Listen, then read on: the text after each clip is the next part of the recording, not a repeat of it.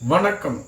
திமுக அரசிற்கு எதிராக பொங்கி எழும் கூட்டணி கட்சிகள். தமிழகத்தில் சட்டப்பேரவை கூட்டத்தொடர் தொடங்கி நடைபெற்று வருகிறது. இந்த கூட்டத்தொடரில் சிறப்பான கவன ஈர்ப்பு தீர்மானத்தை கொண்டு வந்துள்ளது விடுதலை சிறுத்தைகள் கட்சி. இது திமுக கூட்டணியில் உள்ள ஒரு கட்சி. அதாவது வேங்கை வயல் பிரச்சனை நடைபெற்று 2 ஆண்டுகளுக்கு மேல் ஆகியும் இதுவரையிலும் நீதி கிடைக்கவில்லை. குற்றவாளி யார் என கண்டுபிடிக்கவே முடியவில்லை.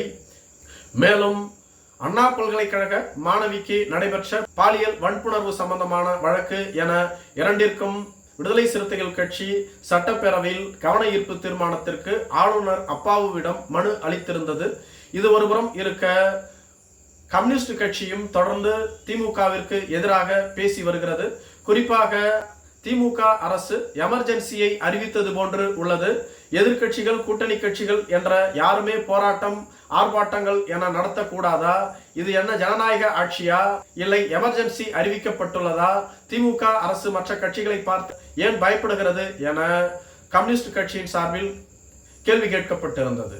மேலும் புதியதாக கம்யூனிஸ்ட் கட்சியின் தலைவரான திரு பே. சண்முகம் அவர்களும், நாங்கள் திமுகவின் வெளிச்சத்தில் இல்லை, எங்களுக்கென்று தனித்த பாரம்பரியம் உள்ளது, நாங்கள் தொடர்ந்து தமிழக மக்களுக்காகவும் ஏன் இந்தியா முழுவதும் உழைத்து வருகிறோம் என கூறியிருந்தார். இதே போன்று தமிழக வாழ்வுரிமை கட்சியும் தொடர்ந்து திமுக அரசுக்கு எதிராக பேசி வருகிறது. மழை வெள்ளத்தில் திமுக அரசு பாரபட்சமாக நடந்து கொண்டது. வட தமிழகம், தென் தமிழகத்திற்கு அதிக நிதி உதவியையும் கடலூர் மாவட்டத்திற்கு குறைவான நிதியையும் வழங்கியிருந்தது என குற்றம் சாட்டியதோடு மட்டும் இல்லாமல், அண்ணா பல்கலைக்கழகத்திற்கு மிக விரைவில் துணைவேந்தர் அவர்களை அறிவிக்க வேண்டும் என்ற கோஷத்தை முன்னிறுத்தி தமிழக வாழ்வுரிமை கட்சியும் போராட்டத்தை முன்னெடுத்தது. இப்படி கூட்டணி கட்சிகள் அனைத்தும் திமுகவிற்கு எதிராக திரும்பியுள்ள நிலையில் எதிர்கட்சியான அதிமுகவும் யார் அந்த சார் என்ற பேட்சை அணிந்து வந்தார்கள்.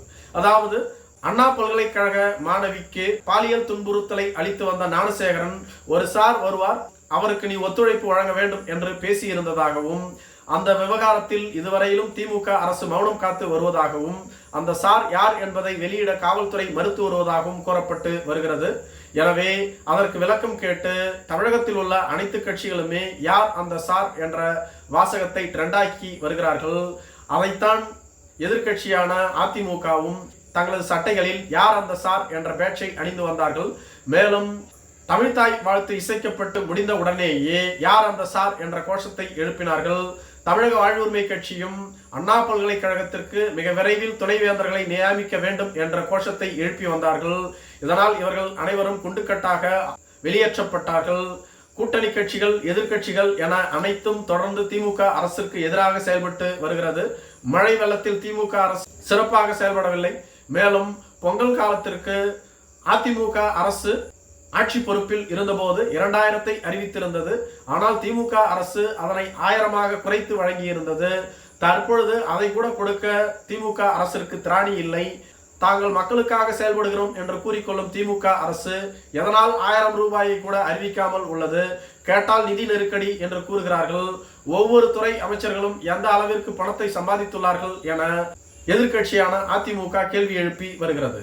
மேலும் கூட்டணி கட்சிகளும் கூட திமுக அரசிடம் இது தொடர்பாக அழுத்தம் கொடுத்து வருவதாக கூறப்படுகிறது. பொங்கலுக்கு தமிழக மக்களுக்கு ரொக்கப்பரிசை அறிவிக்க வேண்டும் என்று தொடர்ந்து கூறி வருகிறார்கள். இதே போன்று பாரதிய ஜனதா கட்சியைச் சேர்ந்த வழக்கறிஞரும் நீதிமன்றத்தில் பொதுநல வழக்கை ஒன்று பதிவு செய்துள்ளார். அதில் திமுக அரசு பொங்கலுக்கு 2000 ரூபாயை அறிவிக்க வேண்டும் எனவும் கேட்டுக்கொள்ளப்பட்டுள்ளது. இவ்வாறு தொடர்ந்து திமுக அரசுக்கு எதிராக அனைத்து கட்சிகளும் போராடி வருகிறார்கள். நன்றி.